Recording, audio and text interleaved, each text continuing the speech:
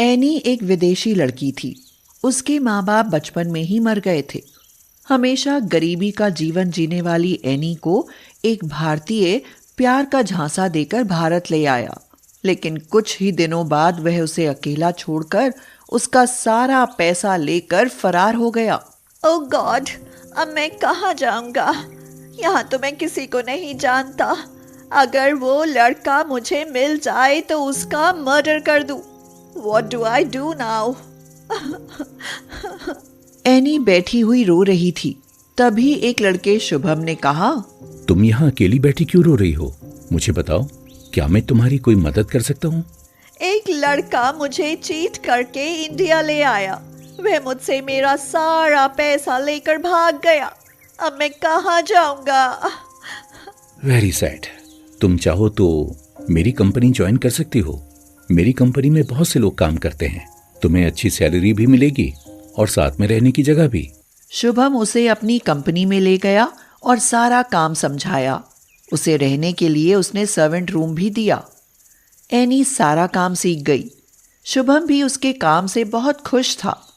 उसकी वजह से शुभम को कई बड़े प्रोजेक्ट मिले, जिसकी वजह से कंपनी को बहुत मुनाफा हुआ। 2 साल बाद एक दिन शुभम बोला, एनी, तुमने मेरी जिंदगी में इतनी खास जगह बना ली है कि तुम्हारे बिना शायद मैं कुछ भी नहीं हूँ। क्या तुम हमेशा के लिए मेरी जिंदगी में आ सकती हो? मैं तुमसे शादी करना चाहता हूँ। शादी? You mean marriage? क्या आप जानते हैं कि मैं एक गरीब लड़की हूँ?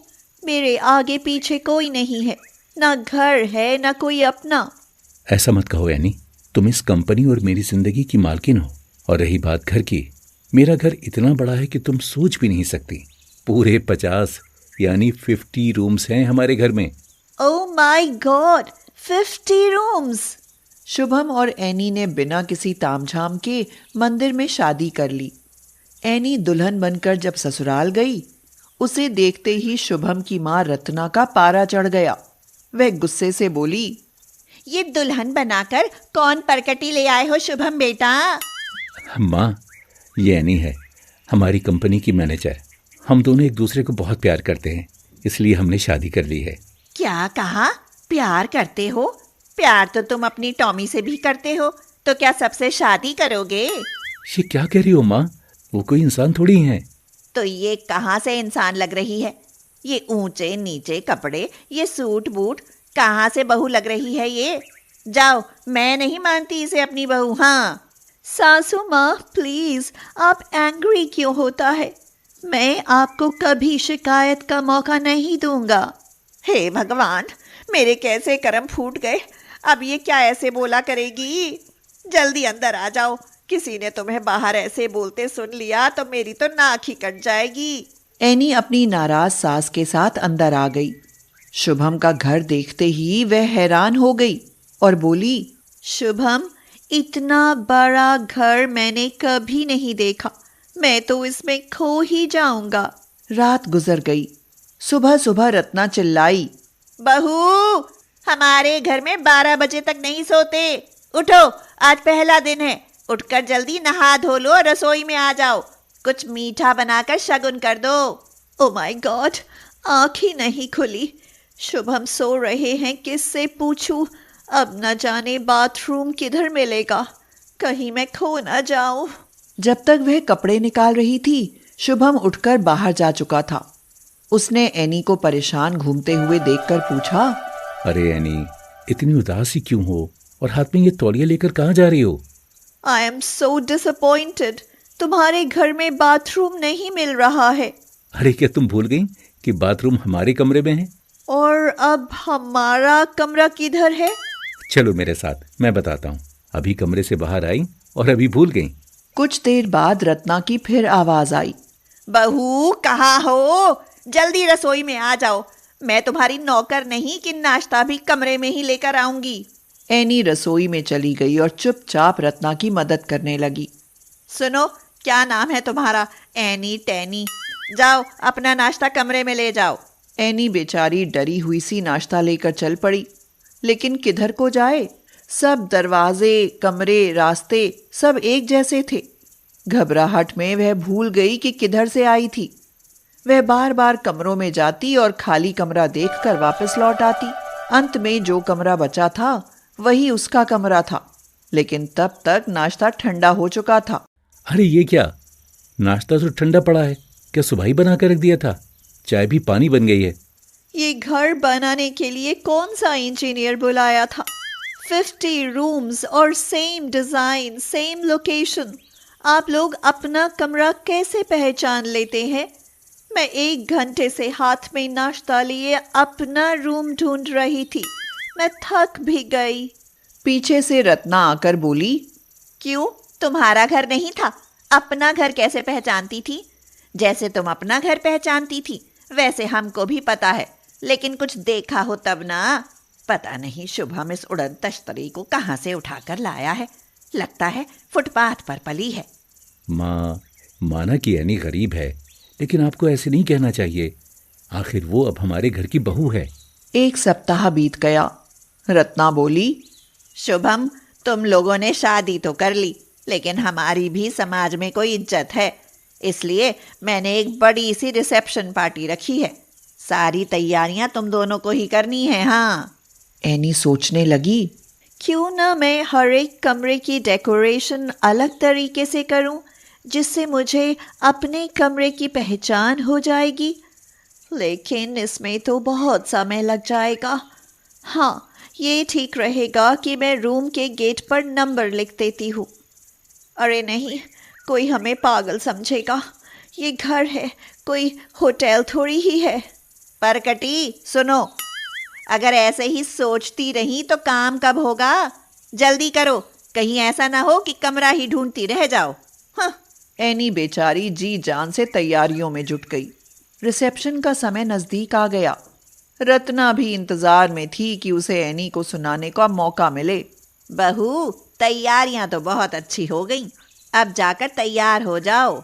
एनी बेचारी अपने कमरे को ढूंढती हुई एक कमरे में गई तो दरवाजा खुद से लॉक हो गया। एनी घबरा कर बोली, अरे ये क्या हो गया? दरवाजा कैसे बंद हो गया? अब मैं बाहर कैसे जाऊंगी? सासू माँ एंग्री हो जाएंगी।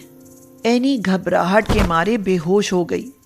बाहर रत्ना शोर मचाने लगी, कमरे में नहीं तो कहाँ गई? मुझे तो लगता है कि कहीं हमारा पैसा लेकर भाग तो नहीं गई। माँ, एनी गरीब बेशक है, मगर चोर नहीं है। किसी दूसरे कमरे में तैयार हो रही होगी। अरे जाकर देख लो, कहीं ऐसा ना हो कि वह अपना कमरा ही ढूंढती फिर रही हो। शुभम ने ढूंढा तो देखा कि वह एक कमरे में बेहोश पड़ी थी।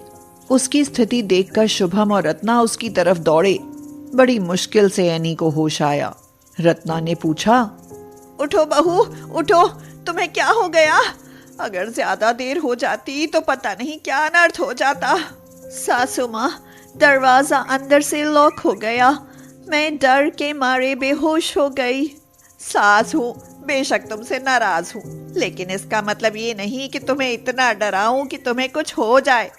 मैं आज ही 50 कमरों के दरवाजे पर 50 तरह के रंग करा देती हूँ, ताकि तुम्हें कोई परेशानी ना हो। अगर कुछ हो जाता तो मैं अपने बेटे से कैसे नजर मिलाती कि मेरी बहू को मेरे डर से कुछ हो गया।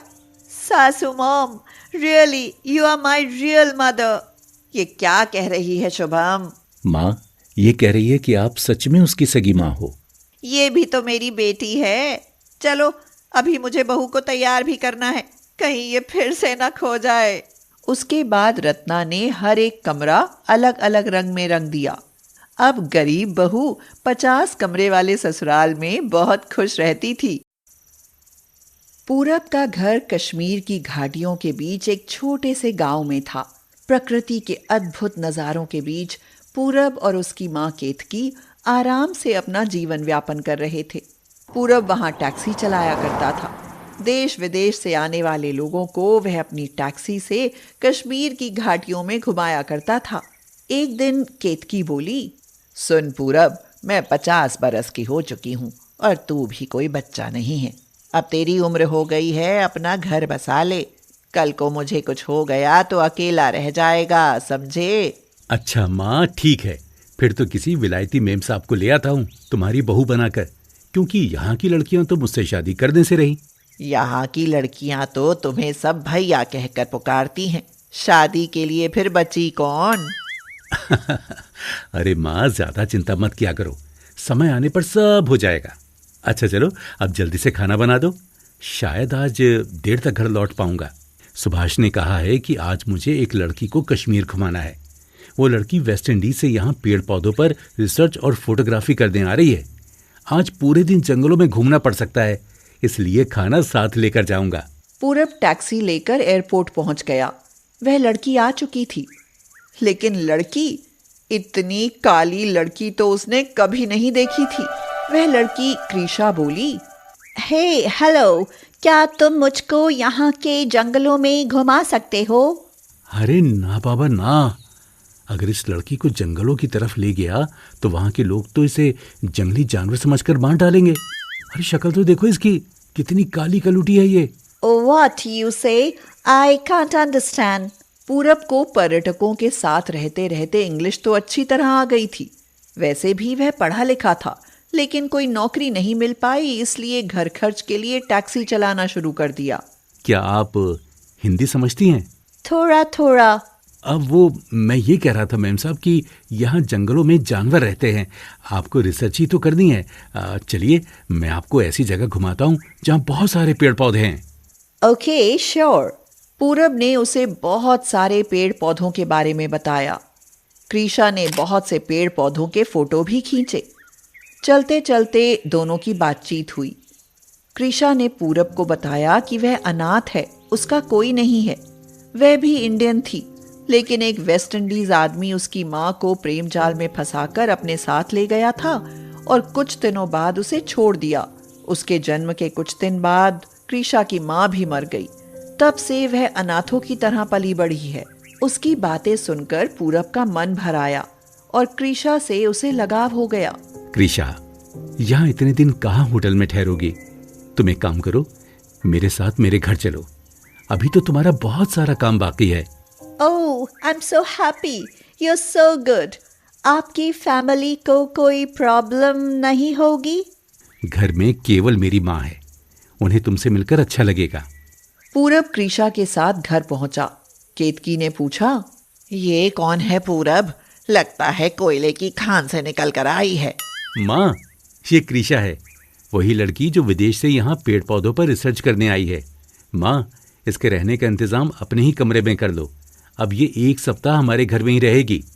जरा इधर तो सुन, कहीं तू बावला तो नहीं हो गया है रे? रात बेरात में अचानक देख लिया इसे तो मैं डर ही जाऊंगी। काली कलूटी, वो भी विलायती। अरे नहीं माँ, सुबह पहली बार जब मैंने देखा तो मुझे भी ऐसा ही लगा था, लेकिन जानने के बाद पता चला कि वो मन की बहुत अच्छी है। अरे ये धर्मशाला नहीं है जी जहाँ विलायती लड़की ठहरेगी। माँ जानती हो, 1 सप्ताह के 1 लाख रुपए दे रही है वो। मैं 6 महीने में भी इतने पैसे नहीं कमा पाऊंगा। केतकी इतने पैसों का नाम सुनकर उसके घर में रहने के लिए मान गई। अगले दिन सुबह केतकी ने पूछा, चाय पियोगी? चाय? मैं चाय नहीं पीता, कॉफी मिलेगी? केतकी मन ही मन बड़बड़ाई। तभी तो कहूँ, शायद काफी पी पी कर ही सारा शरीर काला पड़ गया है। पीपल के नीचे बिठा दूं तो लोग काली माँ समझकर पूजने लगेंगे। हाँ सुनो, जब तक मैं कॉफी लाऊं तब तक मुंह धो लो। पता नहीं ये क्या कह गया, मुझे तो कुछ समझ ही नहीं आया। कुछ देर बाद पूरब आया तो देखा कि कृषा मुंह खोले बैठी हुई है। पूरब ने हैरानी से पूछा, अरे क्या हुआ, तुम मुंह खोले क्यों बैठी हुई हो? आपकी मॉम कहकर गया था कि जब तक मैं कॉफी लाऊं तब तक मुंह खोलो। केतकी कॉफी लाते हुए बोली, मैं क्या कॉफी लाते ही तुम्हारे खुले मुंह में उड़ेल देती जो मैं ये कहती? मैंने तो मुंह धोने के लिए कहा था, खोलने के लिए नहीं। हे भगवान, न जाने कितनी देर से मुंह खोले बैठी है। थोड़ी देर बाद तैयार होकर कृषा बोली, Purab, are you ready? Go fast, we are so late. Ketaki ने देखा कि कुछ लोग उसके दरवाजे से अंदर झांक रहे हैं। केतकी ने पूछा, क्या देख रहे हो सब लोग? कुछ नहीं पूरब की माँ, बस बच्चे जिद कर रहे थे कि उनके घर बहुत काली लड़की है, उसे दिखा कर लाओ, इसलिए तो बच्चों को दिखाने ले आई। देख रहा है पूरब, तूने मेरे घर को चिड़िया घर बना दिया है। इसे दरवाजे के बाहर खड़ी कर दूं तो शैतान भी डर कर भाग जाए, मगर यहाँ तो पड़ोसी भी घर में झांकने लगे हैं। आय हाय। पूरब, आपकी मॉम मुझे काली बुलाता है, इसका क्या रीजन है? Kali means you are so beautiful. इससे पहले कि कृषा उनसे कुछ कहती, पूरब उसे वहां से लेकर चला गया और केतकी ने उन सबको डांटकर भगा दिया। पूरब दिन भर उसे टैक्सी में इधर से उधर घुमाता रहता। वो घंटों बातें करते, फोटो खींचते, एक दूसरे को जानते समझते। उन्हें एक दूसरे से प्यार हो गया था। ऐसे ही एक सप्ताह गुजर गया। रात में केतकी दर्द से कराह रही थी। कृषा ने उठकर देखा कि केतकी तो बुखार में तप रही थी। उसने जल्दी से केतकी के माथे पर ठंडे पानी की पट्टियां रखी और रात भर उसके सिर और पैर की मालिश करती रही। सुबह होने तक केतकी का बुखार कुछ कम हो गया था। केतकी ने कहा, बेटी, मैं तो तुम्हें एक सप्ताह से काली कलूटी पता नहीं क्या क्या कहे जा रही थी, लेकिन तुमने रात भर मेरी इतनी सेवा करी कि शायद कोई अपनी बहू भी नहीं करती। हाँ, मेरा वापस जाने का समय नजदीक आ चुका है। आपको क्या कहकर बुलाऊं? मेरी माँ तो नहीं है, लेकिन आप बहुत ही अच्छी हो। जिस प्यार के लिए मैं जिंदगी भर तरसी, वह सप्ताह भर में मिल गया। क्या हुआ माँ आपको? इतनी बीमार कैसे दिख रही हैं? पूरब, मैं रात भर बुखार में जलती रही। बेचारी कृषा रात भर मेरी सेवा में लगी रही। अभी ठीक हूं मैं। माँ, आप और इस काली विलायती लड़की की तारीफ ये कैसे हुआ? काली हुई तो क्या हुआ, उसका मन तो साफ है। भगवान इसे सारे संसार की खुशियां दे। केतकी का प्यार देखकर कृषा की आंखें भर आईं और वह आंखें पिंचती हुई दूसरे कमरे में आ गई। पूरब ने पूछा, क्या हुआ कृषा? पूरब, आपके घर में रहकर ऐसा लगा जैसे मुझे मेरी फैमिली मिल गई। आपकी मॉम बहुत अच्छी लेडी हैं। क्या कहती हैं मुझे समझ तो नहीं आता, but she cares a lot for me. मन नहीं कर रहा कि यहाँ से जाऊं। आप लोगों की बहुत याद आएगी। तुम्हें क्या लगता है मैं तुम्हें भूल जाऊंगा? कभी नहीं कृषा, कभी भी नहीं। लगता है अब तो मैं तुम्हारे बिना जी ही नहीं पाऊंगा। क्या तुम मुझसे शादी करोगी? वैसे भी वहां तुम्हारा कोई नहीं है। तुम्हें क्या लगता है कि मैं तुम्हें यहाँ से जाने दूंगी? मैं आज ही पंडित जी से कहकर तुम्हारी शादी का मुहूर्त निकलवाती हूँ। हाँ। अरे माँ, आप ये क्या कह रही हैं? लोग क्या कहेंगे? देशी सास और विलायती काली बहू। तो क्या हुआ, बहू तो मेरी है ना। अब देशी हो या विलायती, मुझे लोगों से क्या मतलब। कृषा केतकी के गले लग गई। कुछ दिनों बाद पूरब और कृषा की शादी हो गई और वो दोनों प्यार से रहने लगे।